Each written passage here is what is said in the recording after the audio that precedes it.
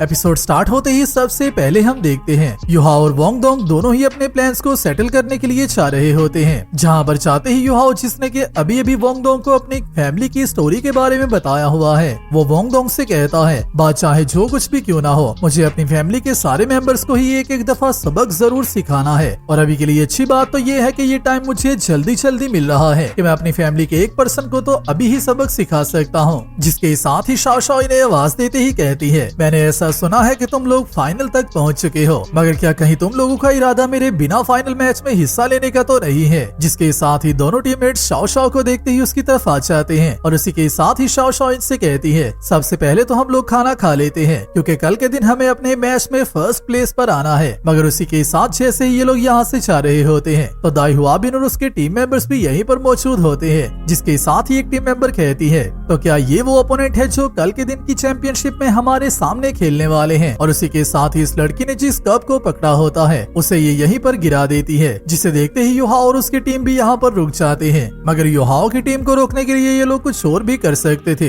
Cup को तोड़ने की रीजन मुझे समझ नहीं थी आ रही। जिसके साथ ही सुजू चिंग की सक्सेसर कहती है, तो क्या ये वो टीम है जिसे कि वो लड़का लीड कर रहा है जिसके अपने पास सिर्फ एक ही साउलिंग है। जिसके साथ ही दाई हुआबिन कहता है, अगर हम लोग इस मैच में जीत भी जाते हैं तो फिर भी हमें काफी ज्यादा शर्म आने वाली है क्योंकि हम लोग ऐसी टीम से जीत रहे हैं जिनके लीडर के पास अपने पास ही सिर्फ एक साउलिंग है। जिस सब को देखते हुए युहाओ को काफी गुस्सा आ जाता है और सिचुएशन को देखते ही वोंगडोंग कहता है, आखिरकार तुम लोग कौन हो, जल्दी से सारे अपना अपना नाम बताओ क्योंकि मैं उन लोगों के साथ फाइट नहीं करता जिनके नामों का मुझे पता ही ना हो। जहाँ पर इन दोनों टीम्स के दरमियान चल रहा एटीट्यूड का कंपटीशन इनके कल के कंपटीशन में कन्वर्ट हो जाता है और ये दोनों टीम्स एक दूसरे के सामने आ जाती हैं। जहाँ पर सबसे पहले सुई याची अपना इंट्रोडक्शन करवाती है जो कि फर्स्ट ईयर क्लास 5 की स्टूडेंट होती है और ये कंट्रोलिंग टाइप साउल मास्टर है। जिसके बाद बारी आती है सुजू चिंग की सक्सेसर जू लो की जो कि आल्सो फर्स्ट ईयर क्लास 5 की स्टूडेंट है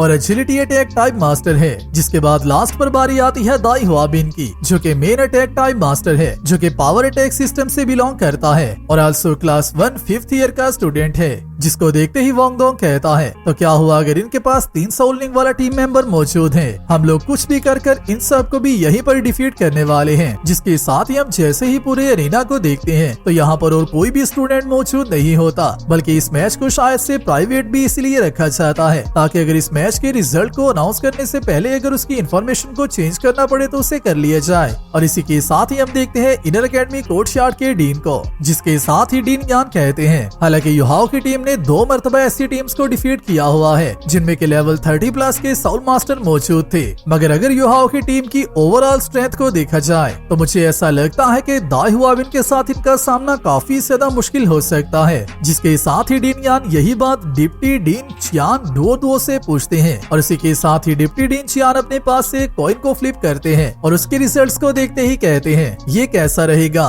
कि अगर तो युहाओ की टीम ये मैच जीत जाती है तो फिर आज से आने वाले 3 साल के बाद मैं इस टीम में से एक स्टूडेंट को साउल गाइड डिवीजन के लिए अपना स्टूडेंट बनाने के लिए चूज कर सकता हूँ। जो सुनते डीन यान कहते हैं, तो क्या तुम हमारी गार्डियन साउल डिवीजन के स्टूडेंट्स को लेना चाहते हो। जिसके साथ ही डिप्टी डीन कहते हैं, मेरा गार्डियन साउल डिवीजन के किसी भी पर्सन को लेने का इरादा नहीं है, ये सारे स्टूडेंट ही न्यू स्टूडेंट हैं और उसी के साथ साथ तीसरे ग्रेड में जाने के बाद ही ये बच्चे सिलेक्ट कर सकते हैं कि इन सब को कौन सी डिवीजन में एंटर होना है। जहाँ पर आपकी गार्डियन साउल डिवीजन सारे बच्चों को ही सिर्फ बेसिक एजुकेशन देती है, हमारी साउल गार्डियन डिवीजन उससे काफी ज्यादा डिफरेंट है। जिसके साथ ही डीन यान कहते हैं, तो इसका मतलब ये है कि सारे स्टूडेंट्स को अपनी अपनी एबिलिटीज पर रिलाई करना होगा। जिसके साथ ही डिप्टी डीन कहते हैं, आपको परेशान होने की जरूरत नहीं है, मैं उनमें से किसी स्टूडेंट को भी चूज नहीं करूंगा जिसे कि आपने ऑलरेडी चूज कर लिया हुआ हो और उसी के साथ साथ हम लोग उस स्टूडेंट को भी चूज नहीं करेंगे जिसकी पावर लेवल 30 या फिर उससे ज्यादा हो। जो सुनते ही डीन यान कहते हैं, तो तुम लोगों को हमारे आने वाले फ्यूचर प्लान्स के बारे में भी पता है, मगर मुझे हैरानगी ये होती है कि तुम लोग हर मर्तबा ही काफी ज्यादा कम लोग चूज करते हो। जिसके साथ ही डिप्टी डीन कहते हैं, आपको हमारी डिवीजन के बारे में ऑलरेडी अच्छे से पता है, हमें ज्यादा स्टूडेंट्स की नहीं बल्कि उन स्टूडेंट्स की जरूरत होती है जिनकी मार्शल साउल हमारे साउल गाइडिंग डिवीजन के साथ अच्छे से मैच करती हो, क्योंकि अगर तो उनकी मार्शल साउल ही हमारी डिवीजन के साथ मैच नहीं करती तो फिर उनका हमारी डिवीजन में आने से उनका और हमारा दोनों का ही टाइम वेस्ट होता है।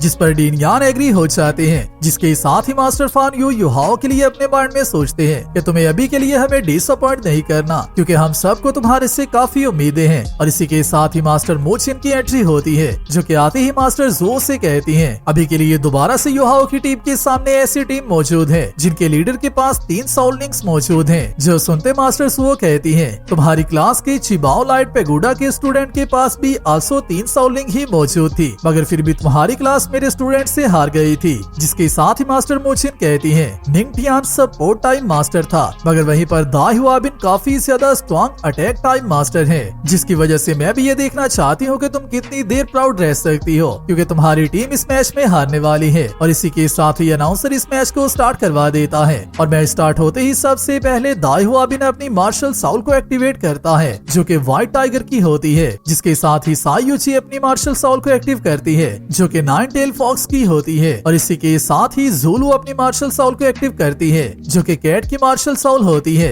मगर ये कैट मुझे म्यूचुएटेड कैट लग रही थी। और उसी के साथ साथ दाई हुआबिन का व्हाइट टाइगर भी मुझे काफी ज्यादा मॉडिफाइड लग रहा था। जिसके साथ ही ये फाइट स्टार्ट हो जाती है और इसी के साथ ही युहाओ की टीम में से वोंग दोंग और शाओ शाओ दोनों ही इस फाइट में आगे बढ़ती हैं और अपनी मार्शल साउल को एक्टिव कर लेती है। और इसी के साथ ही शाओ शाओ भी अपनी फ्लूट साउल को एक्टिवेट कर लेती है, जिसके साथ ही युहाओ अपनी साउल को एक्टिव करता है और सबसे पहले अपनी first soul skill spirit detection को यूज करने लगता है और अपने एनिमीज की सारी मूवमेंट्स को डिटेक्ट करते हुए अपने टीममेट्स के साथ शेयर करना स्टार्ट कर देता है, ताकि इन सब को फाइट करते हुए ज्यादा से ज्यादा आसानी हो सके। जिसके साथ ही हम देखते हैं वोंग दोंग और दाई हुआबिन के हेड टू हेड क्लैश को, जहाँ पर वोंग दोंग की स्ट्रेंथ दाई हुआबिन से साफ साफ कम थी और वोंग दोंग के पहले पंच को पकड़ते ही दाई हुआबिन उससे कहता है तुम्हारी स्ट्रेंथ काफी ज्यादा कम है, इवन के तुम्हारी स्ट्रेंथ तो किसी मैन से भी कम है। जहाँ पर दाई हुआबिन बिल्कुल सच बोल रहा था। और इसी के साथ जैसे ही दाई हुआबिन वोंग दोंग को काफी दूर गिराता है तो वापस उस पर पुश करना स्टार्ट कर देता है। जिसके साथ ही वोंग दोंग कहता है किसी भी पावर अटैक सिस्टम के मार्शल मास्टर को अंडर एस्टिमेट नहीं करना चाहिए, क्योंकि इनके अटैक्स की पावर काफी ज्यादा होती है। हालांकि मैं यहाँ पर युहाओ की साउल डिटेक्शन शेयरिंग को भी यूज कर रहा हूँ, मगर फिर भी दाई हुआबिन के अटैक से बचना मेरे लिए काफी ज्यादा मुश्किल है। जिसके साथ ही बारी आती है ज़ूलू की, जो कि जैसे ही शाओ शाओ पर अटैक करने लगती है तो उसी के साथ ही शाओ शाओ अपनी 9 फोनिक्स डांसिंग फ्लूट की फर्स्ट साउल स्किल को यूज करती है, जो कि स्लो डाउन होती है और उसी के थ्रू ही शाओ शाओ ज़ूलू और दाई हुआबिन दोनों की स्पीड तक को ही डिक्रीज कर देती है, जिसकी वजह से वोंग दोंग को भी इस फाइट में काफी ज्यादा हेल्प हो रही होती है। मगर इस टेक्निक के यूज होने तक दाई हुआबिन वोंग दोंग को काफी अच्छे पंचेस दे चुका होता है। जहाँ पर जैसे ही सायुची अपने टीममेट्स की स्पीड को स्लो होता देखती है तो उसी के साथ ही अपनी फर्स्ट साउल स्किल चार्म को यूज करती है, जो कि आल्सो कंट्रोलिंग टाइप एबिलिटी है। हालांकि ये मार्शल साउल सेम ह्यूलिना की तरह की ही मार्शल साउल है, मगर ये मार्शल साउल भी काफी ज्यादा हद तक मॉडिफाइड है। बट इस टेक्निक के यूज होते ही शाओ शाओ एक ही जगह पर स्टक हो जाती है और शाओ शाओ की बॉडी कम्प्लीटली जाम हो जाती है। जिस सब को देखते ही युहाओ अपने माइंड में सोचने लगता है शाओ शाओ के सारे अटैक्स ही ब्लॉक हो चुके हैं। जिसके साथ ही मास्टर मोचिन एक्सप्लेन करते हुए बताती है 9 टेल्ड फॉक्स मार्शल साउल सारे बीस्ट मार्शल साउल्स में सबसे ज्यादा सुपीरियर मार्शल साउल है,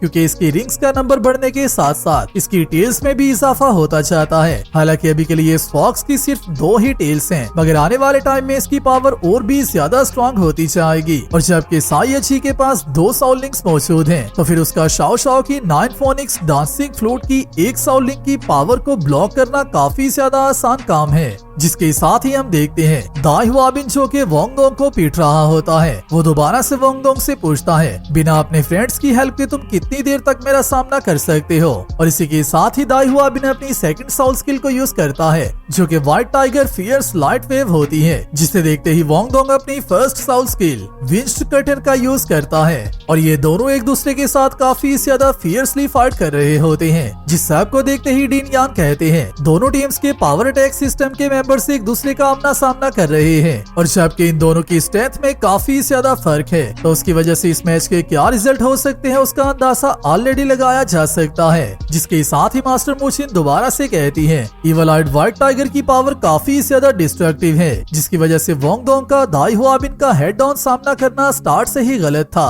मगर अभी के लिए वोंग दोंग इस अटैक से बचकर भाग भी नहीं सकता, क्योंकि ये ऑलरेडी उसके लिए काफी ज्यादा लेट हो चुका हुआ है। जिसके साथ ही हम देखते हैं दाई हुआबिन टाइटन का अटैक वोंगडोंग को काफी ज्यादा डैमेज देता है और वोंगडोंग इंश्योर हो जाता है, मगर जैसे ही युहाओ से बचाने के लिए जा रहा होता है तो तब तक ज़ुलू युहाओ पर भी अटैक कर देती है और अभी के लिए युहाओ की पूरी टीम का सैंडविच बन चुका होता है। जिस सब में से सिर्फ युहाओ ही ऐसा अकेला पर्सन है जो कि अपनी पूरी टीम को बाहर निकाल सकता है, मगर ये युहाओ किस तरह से करने वाला है वो हम नेक्स्ट एपिसोड में देखेंगे। आज की वीडियो यहीं पर कंप्लीट होती है। वीडियो अच्छी लगी है वीडियो को लाइक कर दो और नेक्स्ट आने वाली वीडियो के लिए चैनल को सब्सक्राइब लाजमी कर देना। मैं मिलता हूँ आप सबसे नेक्स्ट वीडियो में, तब तक अपना और अपने प्यारों का ख्याल रखियो।